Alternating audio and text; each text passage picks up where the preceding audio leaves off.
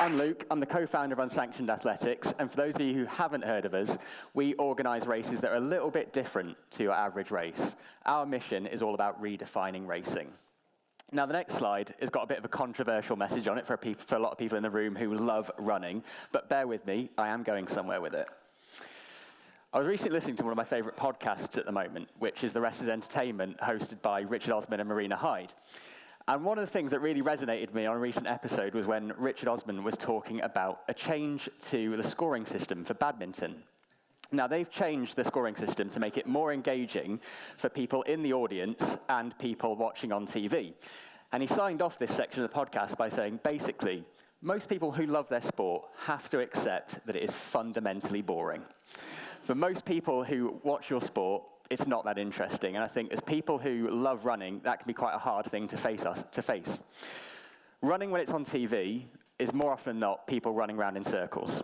And we've heard a lot about this morning. We heard a story this morning, but we hear a lot in the news as well about the funding problem with UK athletics, how hard it is for elite athletes to fund their training, fund their race entries. Ben Connor's story recently went into the national news about him declining his place at the World Half Marathon Championships. And at Unsanctioned, we view that as a problem with why our sport being visually entertaining, visually digestible, something you can watch and engage with on TV. So to get people watching your sport on TV, we think you have to do something different. We have to engage runners in a different level, in a different way, with different formats that is completely new. So our concept is about doing something completely fresh and different with racing. We host races that are designed to disrupt the racing scene in the UK, engaging runners, spectators, and the wider public alike with running and racing. Using an ever-evolving race format, we host events where no two races are the same. We work with a lot of brands now to help promote their brand, activate their brand, and by having race formats where no two races are the same, it creates an experience that runners come down to, and they want to come back to because they know they're not going to get the same race more than once. And ultimately, it's not just a race, it's an experience. It's something they're going to talk about long after they've crossed the finish line.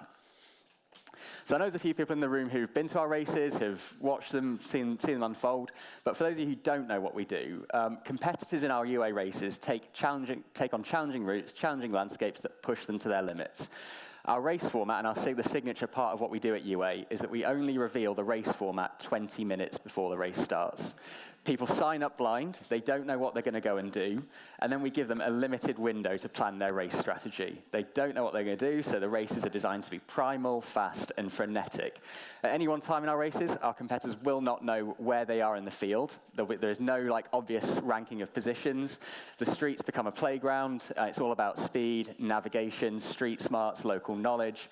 And in essence, they're a bit of a battle to see who comes across the finish line first, to claim the spoils that are provided by the brands that we work with. So, as I've touched on, we don't have a set playbook. A lot of our races, in fact, all of our races are different depending on which one you come to. Our formats evolve regularly. They keep the races fresh, so it's exciting for the participants. They want to come back and do it again. But it's also exciting for our spectators as well. So they want to watch it. They want to watch these races unfold in person, but also digitally. I'll explain how they do that in a second. And it's really something that people engage with in a different way. And we hope, ultimately, that's going to take them on a journey where they go down a rabbit hole, just like I did with running 10 years ago, where you might not be that interested in watching athletics, but actually you've seen racing unfold in a different way. You've seen competition unfold in a different way. And it takes you on a journey where you are ultimately watching that sport on TV, and you're helping address that funding issue, helping get more bums on seats in stadiums, helping more money come into athletics and find its way to the athletes who are trying to push to the next level. So I've got a video now, which will hopefully give you a bit of a sense of what the UA events look like. This was an activation we did with Adidas 2 weeks ago in central London, so hopefully the team are going to flash that up on screen now for you, and you get a bit of an idea of what the event looks like.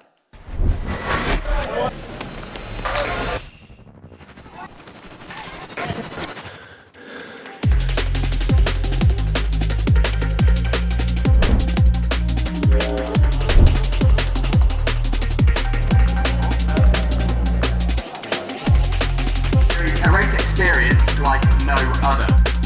As Team North, you guys will be battling it out against Team South, but bragging rights at North versus South. 2, 1.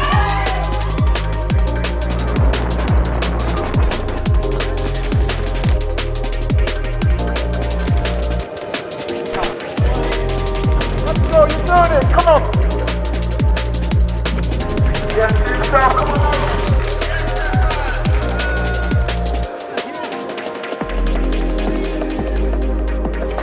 to see you all out there. Happy fun.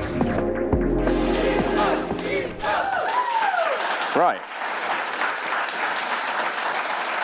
So yeah, thank you guys.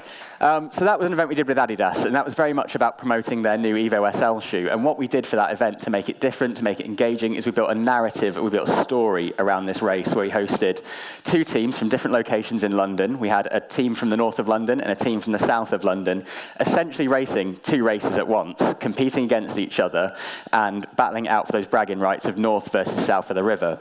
So to sort of take you through how our races unfold and why they're a little bit different and how they're engaging for everyone, we have sort of broken it down to 4 specific stages. We have a before stage. So, as I touched on, the racers turn up to our events and they don't know what they're going to do. So I give them a race briefing about 20 minutes before the race starts, and that's where they find out what we're going to task them with. From that point on, there's a very brief planning window, and that sort of brings everybody together, whether that's collectively planning routes together, or if we've done a team format race, they're all chipping in ideas and planning ideas together. Sometimes it'd be quite individual. People don't want to reveal their strategy. We let people use all tools as well, so it's like Strava, Garmin, Coros. We had one guy use ChatGPT one time, which was really interesting. But it's this real buzz where it also doesn't just get the runners involved, it gets people who've come down to watch the race unfold. People, they want to contribute ideas. They want to show the runners how best to get to where we've sent them to. And then we start the race, and that's where the chaos starts. We have this big mass start, wherever we're hosting from, and then we unleash the runners into the streets. So there's a few images here from a couple of our events across London. We throw them into the streets, and then they just are let loose. We set them tasks, and the middle photo in here is where we told our racers various checkpoints across the city. We only revealed the next checkpoint when they reached the first checkpoint. So this guy was like, where on earth is that? Where am I going? So literally, you had to plan in the moment and work his way to the next checkpoint. Often involving obstacles as well. So this guy's running around a little bit of a restaurant sign, but it's just this chaotic, frenetic style of racing, which is really exciting to watch unfold. So that's how the experience looks for the athletes. For spectators, we have a bespoke experience for them as well. So whether you're watching one of our events in person or whether you're watching it digitally, we have an app. We developed a bespoke app that allows us to track our runners whilst they're racing, and it gives runners an opportunity, gives spectators an opportunity to watch how the race is unfolding in real time. It updates at every second, so you can watch where your partner is, where your friend is, where your family member is at any point during that race. As race organisers as well, it makes our life way easier because we know when people are going to be coming back. So it's a really engaging experience where people can just watch an event unfold in real time. And then if you're also in person as well, it's a real exciting thing to watch unfold. So this middle picture is one of my favorites from when we hosted races. This is one of our early events back up in Nottingham where we're based. And this was an event we did where we started our race base on a crossroads. And we had, at the race finish, we had 2 runners of very similar speeds coming down 2 different branches of the crossroads. They couldn't see each other. We didn't know which one was running fastest. And if anyone's ever met Simeon, who's in this photo, you won't forget him. He was there shouting, screaming, and he couldn't believe it as we were watching these 2 runners converge upon each other and try and beat each other to the finish line. It made this real exciting finish moment where people have been talking about ever since. So yeah, it's a really engaging experience for everyone who's there. And then there's the afters. So a big part of our races is creating an experience for people to stick around at. So first of all, we do a prize giving, and we have prizes for our first male and female winner with gender parity across those prizes. So male and female runners walk away with exactly the same prizes. They're tangible prizes that people want to use, that people can use, that will benefit their trainings, whether that's shoes, nutrition, well-being products. There's loads of things there for everyone. But we also put spot prizes into the race as well that reward people regardless of their finishing position. So whoever's planned the most efficient route, if someone's reached a checkpoint first, they get a prize as well. So we make sure that it's not just about the fastest people and it's not just about the fastest runners. We put on an after party, so there's beers, food, DJs, lots of music, and then also one of our favorite things about the races afterwards is people want to share their stories. They want to cross the finish line and immediately find out how the person who finished ahead of them beat them. They want to share stories. They want to know which order they went to checkpoints in. They want to know the route they took. They want to know the shortcuts they found. And it just creates this really exciting, really engaging moment where people are engaging with each other, talking to each other, and having a good time at a race. So that's ultimately how it unfolds.